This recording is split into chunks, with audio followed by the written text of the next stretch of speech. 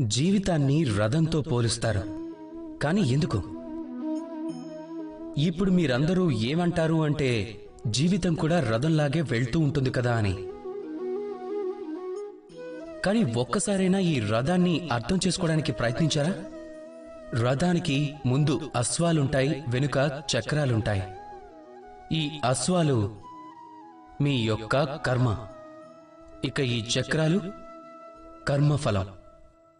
ఈ అశ్వాలు ఎలా అయితే వెళ్తూ ఉంటాయో ఇక చక్రాలు కూడా దాని వెనుక వస్తూనే ఉంటాయి. ఒకవేళ మీ అశ్వం అంటే మీ కర్మ శుభం సరళమైన మార్గంలో వెళ్తే అప్పుడు మీ యాత్ర ఆనందమయమవుతుంది. దుష్ట ఆలోచనలతో తప్పుడు మార్గంలో వెళ్తే అప్పుడు మీ యాత్ర గుంతల్లో అల్లకల్లోలంగా సాగుతుంది. ఇప్పుడు ఎంపిక మీది. మీరు ఏం కోరుకుంటారు?